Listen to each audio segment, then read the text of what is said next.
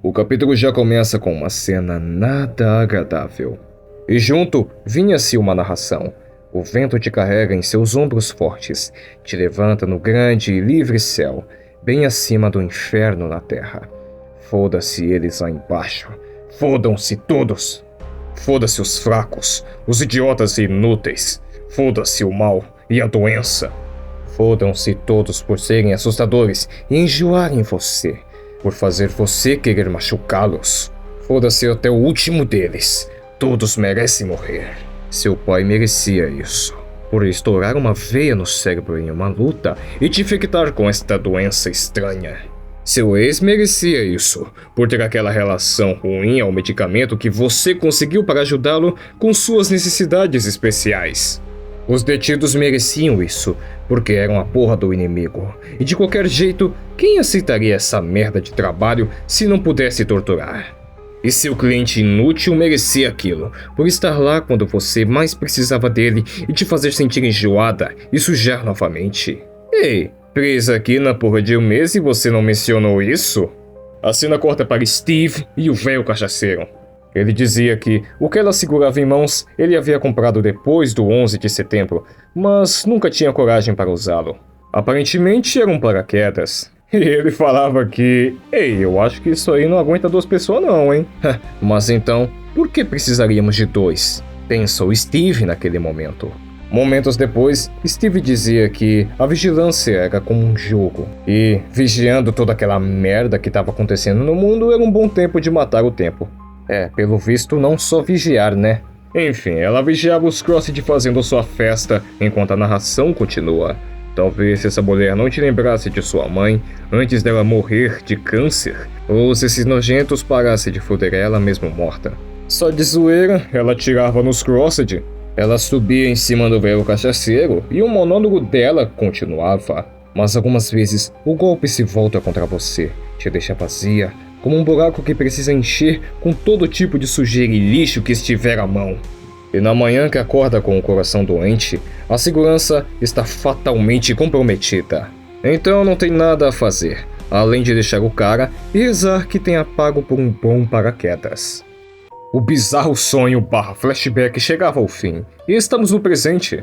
Greg chegava perto dela e perguntava, então, feliz em ir pro sul? E ela respondia dizendo, se importa se eu mijar e comer algo primeiro? Aí o Greg falava, não, que a gente tem que ir pra lá, tem que ir pra cá, que não sei o que. E aí Steve, mano, tá bom, cara, tá bom. A cena corta para as gêmeas. E elas chegavam de barco ao que parecia ser uma base.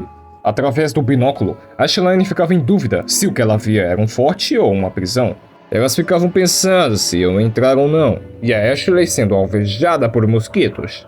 Com isto, elas decidiam que não iriam entrar e viravam para o lado esquerdo. E bem, elas se xingavam aqui e ali, claramente tendo um respeito mútuo inacreditável. Mas enfim, enquanto elas continuavam a remar por aquele pântano, Ashley dizia que elas deveriam relaxar um pouco, porque elas tinham uma vida muito promissora e jovem para seguir. E no pântano, uma voz ressoava: matar, comer, pepar. A cena corta para a torre de vigia que as meninas estavam observando. E mais uma vez, vinha-se um monólogo em terceira pessoa. Dane-se se eles consertaram isso para que Leon ficasse de guarda novamente. E ele não dá a mínima. Dane-se se eles são burros demais para saberem que estão sendo manipulados. Claro que ele está chateado, lamentando e agitado. Mas Leon é a porra de um irmão. Ele gosta de ficar aqui sozinho, passando horas perdidas em suas revistas em quadrinhos, músicas e cigarros. Especialmente quando a alternativa é outra noite de bebedeiras. Histórias da guerra racial, chupada de vadia e bebidas. Mano, olha isso, cara, que coisa bizarra. Leon um dia vai fechar o laboratório de meta deles, ver como fica o equilíbrio do poder. Não sendo estuprado de não olhar para fora de tempos em tempos. Tem que ser um pouco curioso sobre algum maldito que possa se esgueirar até você. O perímetro da Terra é defendido por um monte de minas do lado de fora da paliçada. Então, se vierem pelo lago, as M60 pegam eles e os idiotas vão morrer em seus botes. E através dos binóculos, ele via as meninas. E ficava muito encantado por elas serem belas. E por falar nelas, de tanto remarem, elas encontram um lugarzinho. Talvez alguma cabana de pescador. Até que Ashley escuta alguma coisa. Era aquela voz dos Crossed. E rapidamente elas tentavam se esconder. Elas conseguiam e ficavam juntinhas. E meu amigo, olha isso, cara. Um barco com uma pequena tripulação e um capitão Crossed. Bom, eles finalmente passavam e a barra estava limpa. E Ashley dava a ideia de esconder os caiaques e verificar. A cena corta para o Leon que estava chapadaço. E ele ficava lá, doidão, com a memória das meninas na sua cabeça e deixando seu posto de vigilância. E olha quem é que chegava. Os cães de guarda imediatamente partem para cima da ameaça.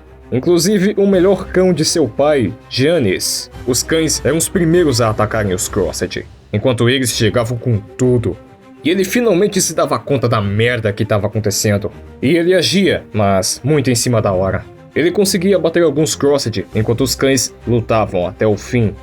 Bom, a notícia boa é que os Crossed foram abatidos em 20 segundos e dados de comida para os crocodilos.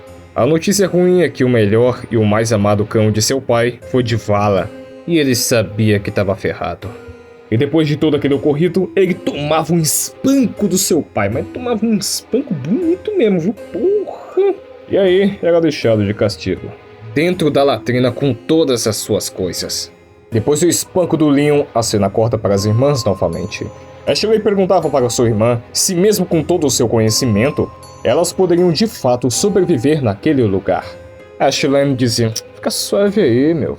Porém, Ashley ficava preocupada, tipo, pô, mas o que a gente vai comer? A Ashley tirava a roupa, como de costume, né? E falava, nada, tem umas cobras, uns crocodilos por aí, uns insetinhos, né? Tem comida aí a rodo. E a Ashley fala, é verdade, tem uns Crossed aí também, uns maníacos muito louco, né? Ashley voltava, já com a roupa trocada, e perguntava, acha que o tiroteio foi com eles? Sua irmã dizia, quem sabe, mas fico feliz deles não terem voltado. E depois do papo, as duas se preparavam para dormir.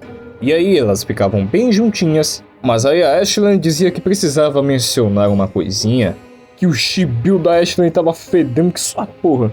A cena corta para o nosso núcleo principal, e escondido sob a sombra de algumas árvores, Greg perguntava se ele disse algo que a ofendeu, pois ela não falou 10 palavras o dia todo. E ela questionava, vou falar o que, jogador? E ele respondia, não, eu ainda quero saber como que você saiu da cobertura. Paraquedas, eu não te disse? E apontava a arma mirando em alguma coisa. Ah, sim, é verdade. Você também disse que o Papa era um judeu. Bom, talvez ele fosse mesmo. Essa Steve, puta que pariu. E aí depois ela perguntava, e aí Gregory, qual que foi a maior atrocidade que você já viu até agora? Ele responde, bom, é difícil dizer, mas eu diria um totem feito com escoteiros foi o mais estranho que já vi. Uma dúzia de crianças naquele mastro. Ainda não consigo imaginar como diabos colocaram eles lá. Rapaz, é uma cena repugnante, cara. Puta merda. Aí a Steve pergunta, legal, te deixou excitado? E o Greg, que claro que não. Ela diz, não, só curiosidade mesmo. Aí o Greg fala, rapaz, você é meio sombrio às vezes, viu, moça? Aí através do binóculo ela falou que achou. Aí o Greg, achou o quê? Ela disse que achou um Crossed, mas que ele tava muito ferrado. E os dois voltavam em acabar com ele logo. Depois disso, ela se posicionava e um monólogo em terceira pessoa começava. Observando, Greg pensa em uma gata. Ela chega perto bastante para contar os vermes se contorcendo em seu olho podre. No entanto, ao invés de acabar com ele imediatamente, ela atirava em alguns pontos, como a mão, o pé e o ombro.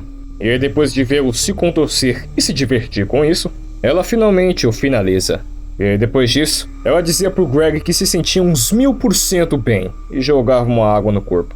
Ela passava a água para ele e dizia, suas mãos estão tremendo, sabia que tu era um virgem em combate. Ele ficava um pouquinho confuso sobre isso. Ela dizia que eram apenas regras de batalha, que ela aprendeu que ou você mata quando os virem, ou te matam primeiro. E se divertir é um bônus. E ele resumia tudo em dizer, é praticamente ter um coração de gelo. Aí depois disso ela perguntava, então Greg, por que você não pega a sua tequila? Ela começava a levantar a camisa e ficava com os peitos de fora, patrão. E aí rolou que vocês estão ligados, né? E ela era um pouco agressiva, né? Rapaz. E aí depois da experiência eles pareciam um pouco mais próximos. Mas era um pouco difícil para ele relaxar, mesmo depois disso tudo. Afinal, ela era muito maluca. E o capítulo terminava com a última frase do monólogo sendo: "A luxúria medonha dela vai te sugar tudo." Fim do capítulo 2.